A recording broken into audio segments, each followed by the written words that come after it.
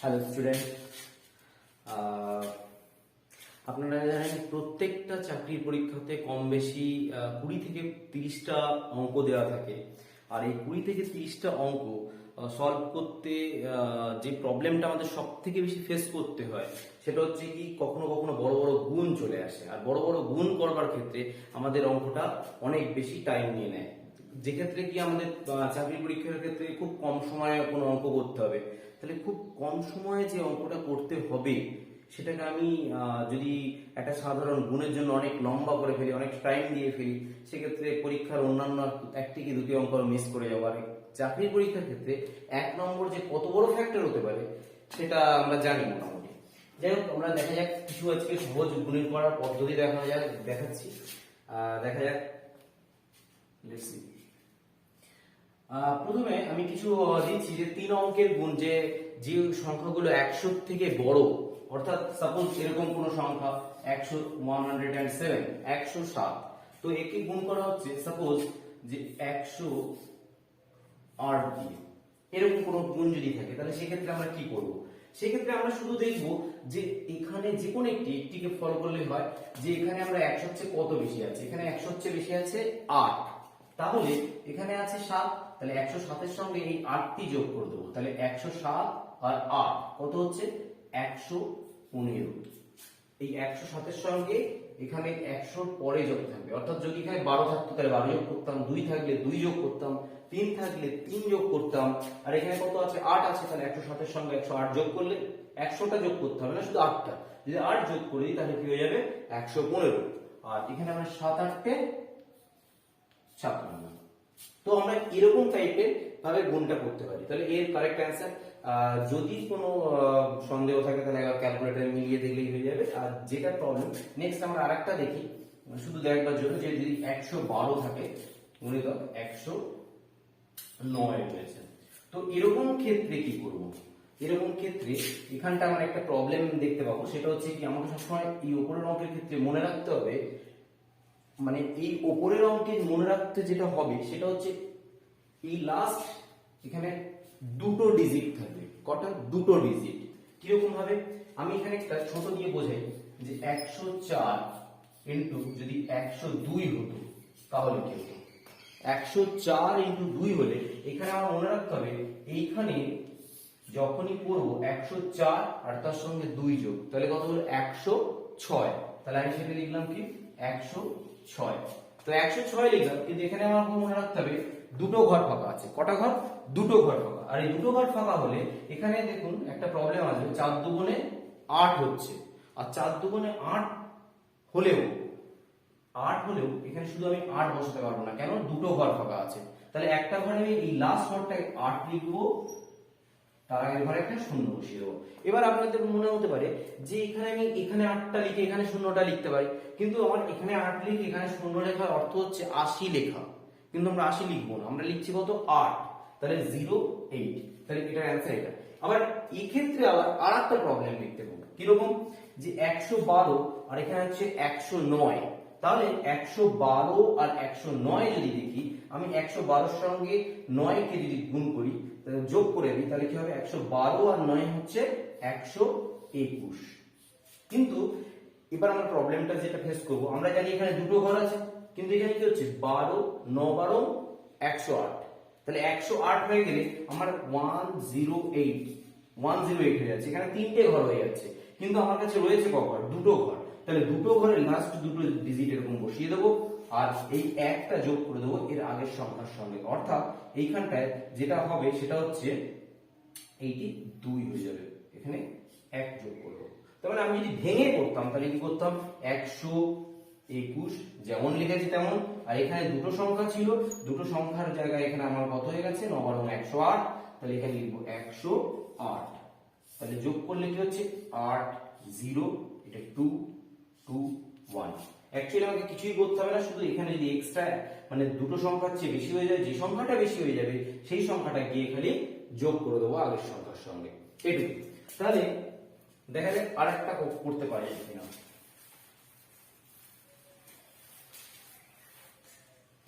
এরকম যদি হয় একটা 104 ইন্টু 100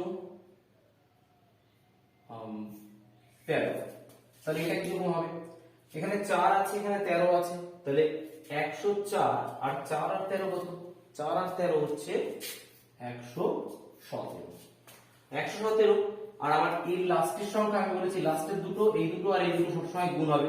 এখানে তো দুটো সংখ্যা মানে 4ই আছে, আর এখানে দুটো সংখ্যা মানে 13 আছে, তাহলে 4 13 52। This is answer. এবার আরেকটা, এবার এরকম, এবার অনেকের মনে প্রশ্ন আসবে, এটা তো সিম্পল ভাবে হয়ে গেল, এটা যদি 100 না থেকে 200 থাকে তখন কি হবে? তখনও একটু কোনো রকম ব্যাপারই না, বা এই সংখ্যাটা যদি আরো বেশি হতো, যদি এরকম হতো যে 4 নেই, এখানে অনেক বেশি সংখ্যা আছে, সেক্ষেত্রে আমি বলবো অঙ্কের কিছু কনসেপ্ট জানার জন্য, অঙ্কের কিরকম ধরনের কনসেপ্ট থাকে আমি একটুখানি কনসেপ্ট বলি। সিম্পল ভাবে বলছি, যদি 25 into 26 হয়, এর অর্থ অনেকে বোঝে না। আমাকে গুণ শেখার আগে প্রথম যেটা আমাকে মুখস্থ করে নিতে হবে সেটা হচ্ছে 1 থেকে 25 পর্যন্ত এদের স্কয়ার গুলোকে আমার মুখস্থ, 1 স্কয়ার 2 স্কয়ার এরকম করে করে আপ টু 25 টু 30 পর্যন্ত প্রায় মুখস্থ করে নিতে হবে। যেমন হচ্ছে 11 স্কয়ার মানে 121, 12 স্কয়ার মানে 144, এরকম ভাবে গুণ করে ক্যালকুলেটরে 25 থেকে 30 পর্যন্ত করে নিতে হবে। তবে এখানে একটা ট্রিক্স আছে, সেই ট্রিক্সটা আমি পরে বলবো, কিন্তু তার আগে আমাকে বুঝতে হবে গুণটা কিভাবে হয়। এই যে 25 গুণিতক 26 যখন বলবে, 25 গুণিতক 26 যখন বলবে, তার মানে অ্যাকচুয়ালি এই 25টা আছে 26 বার। তার মানে 25টা যদি 26 বার হয়, যেহেতু আমার 25 স্কয়ার জানি, তাহলে 25 স্কয়ার আমি কত জানি? 25 25 625, এটা আমি জানি। আপনারাও যদি মুখস্থ করে রাখেন তাহলে আপনারাও বুঝতে পারবেন 25 25 625 এটা তো জানাই থাকে, কিন্তু 25 কে কবার হলো? 25 বার করা হয়েছে। তাহলে 25 কে যদি 25 বার করি তাহলে হয় 625, কিন্তু এখানে রয়েছে কবার? 26 বার, তাহলে আরো একবার 25, তাহলে 625 আর 25 650। সুতরাং গুণের কনসেপ্ট ক্লিয়ার থাকলে সিম্পল ভাবে খুব সহজেই হয়ে যাবে যে কোনো গুণ। আমি যদি এবারে এরকম লিখি যে 25 দিয়ে দেখাচ্ছি বোঝার সুবিধার্থে, তারপরে প্রত্যেকটা সংখ্যা দিয়ে আমি বলবো 25 ইনটু, এখানে সাপোজ দেয়া হলো 24, এখানটা আমার সঙ্গে সঙ্গে মাথায় যেন এসে যায় যে 24 এর মধ্যে কে থাকে? 4 6 24, 4 6 যা 24, তাহলে এখানে যদি 4 আর 6 থাকে তাহলে 4 25 সব সময় 100 আমরা জানি, 4 25 সব সময় 100 হয়, তাহলে 6 এর গায়ে দুটো শূন্য, অ্যানসার হবে 600। আমি 25 দিয়ে বলছি, অন্য সংখ্যা দিয়েও এটা এই সব ভাবে মানে সহজভাবে হয়ে যাবে। এবার নেক্সট যেটা বলতে চাইছি সেটা হচ্ছে যে এখানে প্রশ্ন আসবে যে এগুলো যদি বড় সংখ্যায় হতো কি করে করব, সেই জন্য আমি এটাকে দেখালাম। যেমন এটা 125 যদি হয় ইনটু, ওটার জন্যই জাস্ট এটা দেখানো, 125 যদি হয় আর এটা যদি হয় 128, এরকম কিছু একটা হয়, এরকম বড় সংখ্যা আছে, তখন কি করব? তখন 125, আমার 125 এর সঙ্গে কোনটা যোগ করব? 28 যোগ করব। 125 এর সঙ্গে কি যোগ করব? 28টা যোগ করব। তাহলে 28 যদি যোগ করি, 25 আর 25 50, আর 25 এর থেকে 3 বেশি অর্থাৎ 53, তাহলে 153 এখানে আমি লিখে দেব। এবার 25 এর সঙ্গে 28 গুণ করতে হবে, গুণ করলে একটা কথা ভাববে, 28 এর মধ্যে কি আছে? 4 গুণিতক 7, 4 7 28, তাহলে 4 গুণিতক 7 আর 4 দিয়ে 25 কে গুণ করলে কি হয়? মানে কি 25 কে যখন আমি 28 দিয়ে গুণ করতে যাচ্ছি, তাহলে আমাকে মনে রাখতে হবে এটা 4 গুণিতক 7, তাহলে 4 25 এ কি 100, আর 7 দিয়ে গুণ করলে 700, তাহলে এখানটায় আমার জানি দুটো সংখ্যা রয়েছে আর আমার এখানে কত হয়ে রয়েছে? 700। তাহলে অ্যাকচুয়ালি এই 7টা কোথায় যোগ হয়ে যাবে? এখানে শূন্য দুটো এখানে উঠে যাবে, তাহলে শূন্য দুটো এখানে চলে যাবে, 4 এর সাথে 7 আর 3 10 হয়ে গেছে, মানে শূন্য হয়ে গেছে। এটা যদি শূন্য হয়ে যায় হাতের একটা গিয়ে এখানে যোগ হয়ে যাবে। আরেকটা দেখি 125 ইনটু 116, এখানে তো আমি দেখেই বলতে যাচ্ছে যে এখানে 16 আছে, তার মানে 25 আর 16, তাহলে 125 আর 16 হচ্ছে 141, আর 141 এখানে 4 4 এ 4 দুবার আছে, তাহলে একটা 4 যদি 25 এর সঙ্গে গুণ হয় তাহলে কত হচ্ছে? 100, আর 4 দিয়ে গুণ হলে 400, মানে এরকম অনেকটা 25 গুণিতক 16, অর্থাৎ এখানে 4 গুণিতক এখানেও 4, তাহলে এই 4 25 এ 100 আর এই 4 100 400, তাহলে 400 দিয়ে যোগ হবে এইভাবে, কেননা এইখানে তো দুটো শূন্য বসে যাবে, যে প্রথম সংখ্যাটা আছে সেটা এর সঙ্গে যোগ হয়ে যাবে, অর্থাৎ কি হয়ে যাবে? 14500। ঠিক এইভাবে হতে থাকবে। এবার আমাকে যেটা দেখতে হবে, এগুলো তো সোজা গেল, এর সঙ্গে অনেক রকম ছোটখাটো অনেক রয়েছে, অনেক ধরনের অঙ্ক রয়েছে, একটা পার্টে সব গুণ করানো সম্ভব নয়, তবু আমি যতগুলো পারছি ততগুলো করানোর চেষ্টা করছি। যে এই ধরনের যে ধরনের ম্যাথ গুলো আছে, যেমন ধরুন জটিল সুদের ক্ষেত্রে আপনার যে প্রবলেমটা পড়বে সেটা হচ্ছে কি, জটিল সুদের যে অঙ্কগুলো থাকে সাধারণত, যারা জটিল সুদ করেছেন তাদের ক্ষেত্রে বলছি, জটিল সুদ আমি পরে করাবো, কিন্তু জটিল সুদের ক্ষেত্রে যেসব অঙ্কতে আমাদের যে জায়গাটা প্রবলেম হয় সাধারণত এরকম একটা থাকে, p into 1 plus r by 100 to the power square n বা সামথিং কিছু দেয়। তো সেটা ব্যাপারটা নয়, ব্যাপারটা বলে দিল যে 10,000 টাকায় সাপোজ 9% রেশিওতে 2 বছরের জন্য কত সুদ হবে, এরকম কিছু অঙ্ক থাকে। তখন যে প্রবলেমটা এরকম 100 প্লাস আর এর জায়গায় 9 চলে আসে, লাস্টে দেখা যায় 109/100 এর হোল স্কয়ার করতে হয়, এরকম অনেক কিছু করতে হয়। আর যখন করতে হয় প্রবলেম হয়, এই হোল স্কয়ার করতে গিয়ে গুণগুলো বিরাট বড় বড় চলে আসে। কিন্তু আপনারা কোনো মানে ভাবতেই হবে না যদি আমি ওই সাধারণ এই গুণটাই করি, কেননা আমার 109 যখনই পেয়ে যাবো 109 × 109, মানে সাধারণ যারা না শিখেছে গুণটা তাদের ক্ষেত্রে যে টাইম লাগবে, আমার ক্ষেত্রে কোনো টাইমই লাগবে না। কেন না, 109 এর সঙ্গে 9 যোগ করলে কত হয়, 118, আর 9 9 81 কমপ্লিট। তো এরকম টাইপের অনেক রকমের অঙ্ক রয়েছে।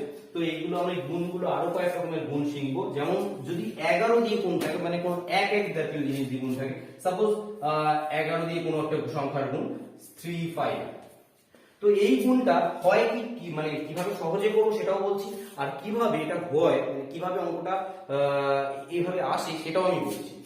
এটা যদি হয় তাহলে এটাকে সাধারণত কি করব, এই 3টা এখানেই থাকবে, 5টা এখানেই থাকবে, আর 3 আর 5 8 এখানে বসে যাবে। এটা অ্যাকচুয়ালি কেন হয় সেটা একটু বোঝাই। 3 5 ইনটু 11 যখন করি আমরা কি হয়, 5 3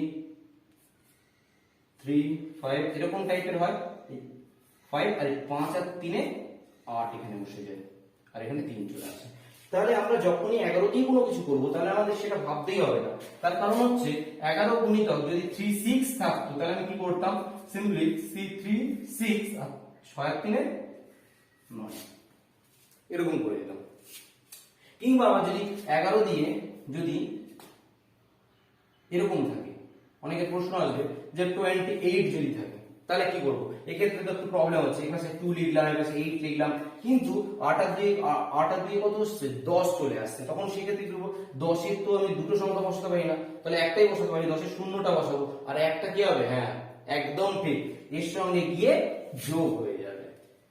বোঝা গেল ব্যাপারটা? তাহলে 11 দিয়ে গুণ করলে আমরা ঠিক এইভাবে করতে থাকবো। এবার নেক্সট যদি এরকম হয় যে যদি এরকম হয় যে কোনো বড় বড় সংখ্যা দিয়ে 1 1 1 1 যে কোনো সংখ্যা দিয়ে অন্য মানে একই সংখ্যা দিয়ে হোক বা আলাদা সংখ্যা দিয়ে হোক সেটা দিয়ে কিভাবে গুণ করবে সেটা যদি বলা হয়, সেটার জন্য আলাদা ভিডিও বানাবো, কারণ সেগুলো একসঙ্গে বলতে গেলে মানে সবকটা জিনিসের কমপ্লিকেটেড সময় করানো ভালো, মানে শক্ত যখন যে পোর্শনটা সেই পোর্শনে করো, মানে সেকেন্ড পার্টে আমি করিয়ে দেবো, কিন্তু ফার্স্ট পার্টে সোজাগুলোকে আমি জাস্ট করাতে চাইছি, যেগুলো একদম যারা বিগিনার, যারা জানেন না ঠিকভাবে জানেন না যে কিভাবে করতে হয় আরো সহজ, সেরকম কিছু জিনিস আমি দেখাতে চাই। যেমন এরকম একটা কিছু যে যদি 100 এর উপরে তো দেখলাম, 100 এর নিচে কিভাবে দেখবো, বা 100টা যদি 200 হতো তাহলে কিভাবে দেখবো। সাপোজ এটা যদি হতো 202 গুণিতক 206, এরকম যদি হয় তাহলে সেক্ষেত্রে আমি কি করব, এটা সিম্পলি একই রকম ব্যাপার, কিন্তু যেহেতু 100 এর জায়গায় কত হয়ে গেছে 200, তাহলে ডাবল করে দিতে হবে, দ্যাটস অল, আর কিছু না।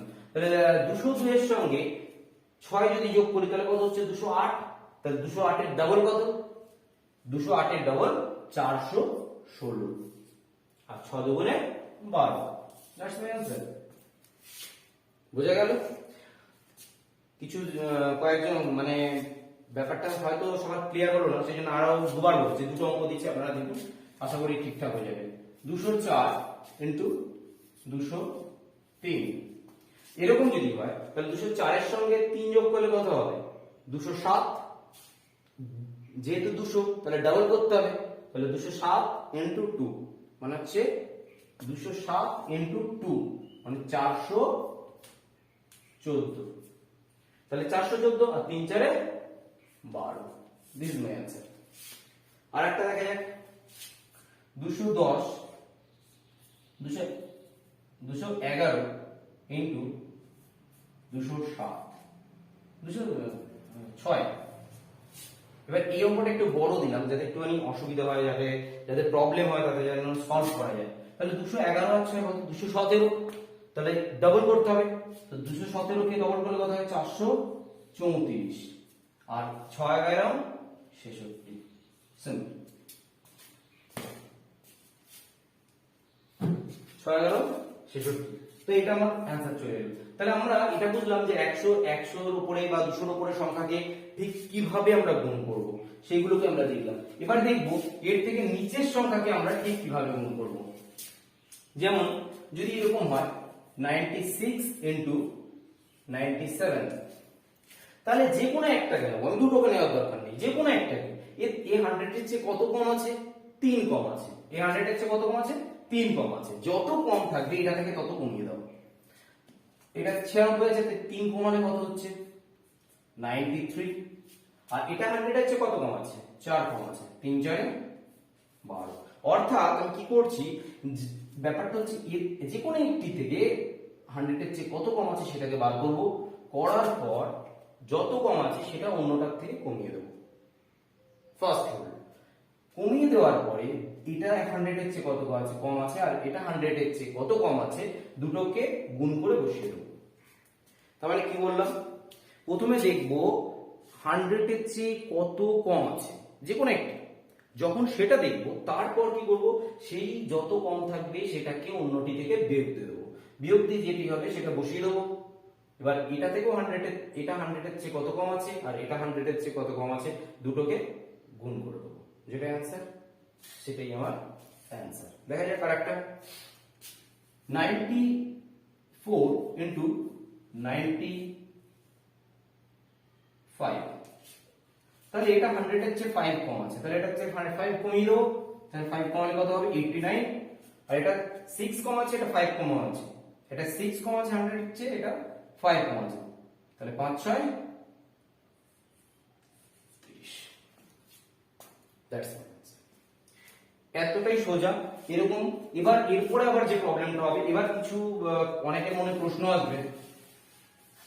এবার অনেকের মনে প্রশ্ন এটা হবে কি, এটা তো বুঝলাম যে 90 মানে 100 এর চেয়ে নিচে কিংবা কখনো কখনো 100 এর চেয়ে উপরে, কিন্তু যদি এরকম হয় একটি 100 এর চেয়ে নিচে একটি 100 এর চেয়ে উপরে হয়, তখন কি করব, মানে এরকম যদি 96 ইনটু 102, তখন কি করব, কিছুই না, সিম্পল।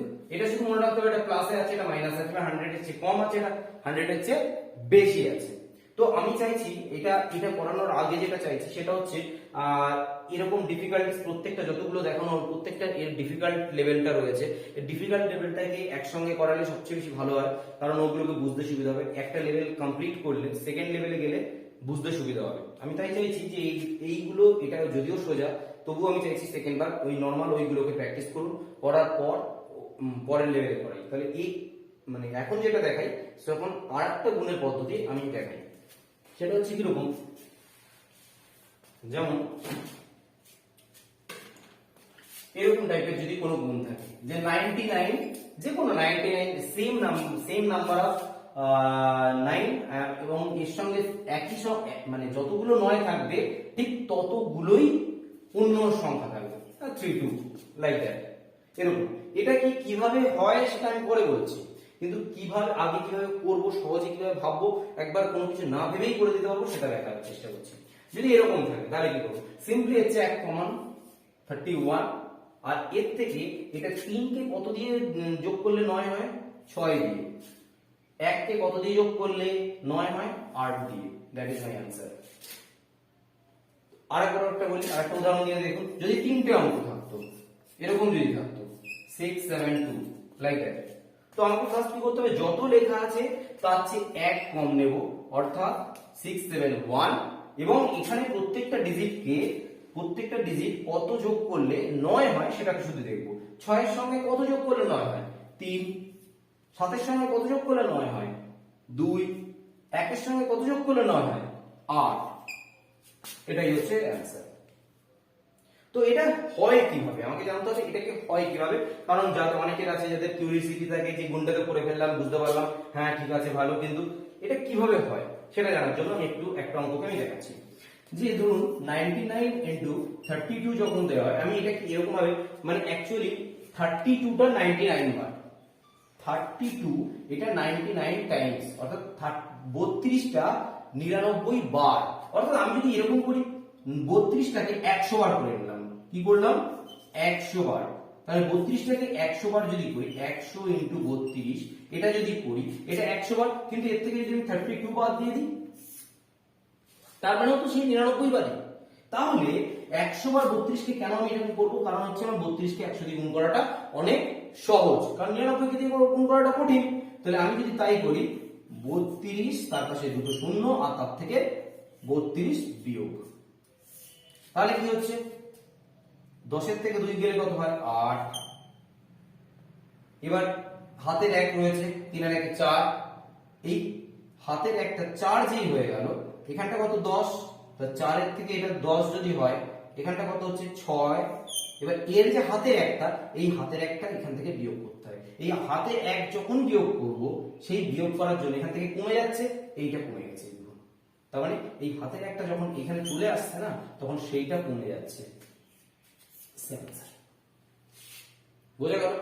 আরেকবার বলি, 32 টাকে 99 দিয়ে গুণ করার অর্থ হচ্ছে 32 টা 99 বার 32, মানে 32 32 32 করে যোগ করে যদি 99 বার করা হয়। আমি কি করলাম 100 দিয়ে গুণ করে দিলাম, মানে 100 বার করে দিয়েছি। এবার কি করলাম একবার 32 বিয়োগ দিয়ে দিলাম, তাহলে 100 বারের চেয়ে একবার বাদ দিয়ে দিলে কত থাকবে 99, তার মানে আমি ঠিকই লিখেছি। আর যদি ঠিক লিখে থাকি তাহলে 100 দিয়ে গুণ করাটা অনেক সোজা, 3200 তার থেকে 32 বিয়োগ দিলাম, দিতে গিয়ে দেখছি এখান থেকে এর হাতের একটা গিয়ে বিয়োগ করতে হচ্ছে। আর যখনই হাতের 1 বিয়োগ করতে হচ্ছে তখনই কি হলো, তখন যে প্রবলেমটা হচ্ছে সেটা হচ্ছে এই হাতের একটা এখান থেকে 1 কমাচ্ছে। আর এক্স্যাক্টলি সেম কারণে আমি যখন এখানে গুণ করছিলাম আমি কি বললাম যে এর থেকে 1 বিয়োগ করে দেবো, 1 বিয়োগ করে দিয়ে এর প্রত্যেকটাকে কত দিয়ে যোগ করলে 9 হয় আমি এখানে তত লিখে দেবো। তাহলে আমার এটা ইজি, আমি এটা মনে রাখবার জন্য, শুধু এটা যারা বুঝতে চাইছেন বা বুঝতে চান তাদের জন্য এটা বলা হলো। নেক্সট দেখুন,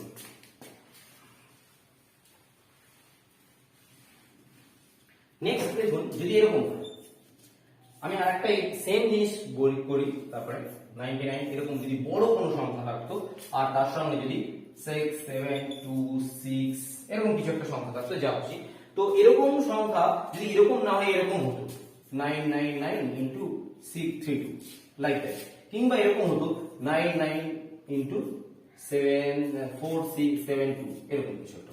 তো সেই রুলসটা কিন্তু এই মানে এতক্ষণ যেটা শেখাচ্ছিলাম তার মানে সেটার ক্ষেত্রে যা প্রযোজ্য, কিন্তু এর ক্ষেত্রে তার থেকে একটু আলাদা হবে। কেননা এই ক্ষেত্রে আমাদের সেম নাম্বার অফ 9 নেই বা সেম নাম্বার অফ 8 নেই, এটার সংখ্যা আর এটার সংখ্যা আলাদা আলাদা, এটা দুটো আছে আর এটা হচ্ছে 3টে সংখ্যা দিয়ে তৈরি, তাহলে এটা দুটো যাচ্ছে এটা 3টে সংখ্যা দিয়ে, এরকম ক্ষেত্রের জন্য যে নিয়ম সেগুলো আমি পরের দিন বললাম, যে ডিফিকাল্ট লেভেল যা হবে সেটা নেক্সট লেভেলের বা নেক্সট ভিডিওতে আমি করিয়ে দেবো। তো এখানে এটাকে কি হবে চলুন আপনারা বলুন, প্রথমে কি হবে, প্রথমে এখানে যা লেখা আছে কি করব, হ্যাঁ 1 কম নেব, তাহলে অর্থাৎ 6 7 2 6 আছে, তাহলে আমি কি লিখবো 5। এবার কি করব, 6 এর সঙ্গে আর কত যোগ করলে 9 হবে, 3 যোগ করলে। 7 এর সঙ্গে আর কত যোগ করলে 9 হবে, 2 যোগ করলে। 2 এর সঙ্গে আর কত যোগ করলে 9 হবে, 7 যোগ করলে। 5 এর সঙ্গে আর কত যোগ করলে 9 হবে, 4 যোগ করলে 9 হবে, মানে 9 হবে, এটা মাথায় রাখবেন 9 হবে। তাহলে এক্স্যাক্টলি এটার অ্যানসার হচ্ছে এটা।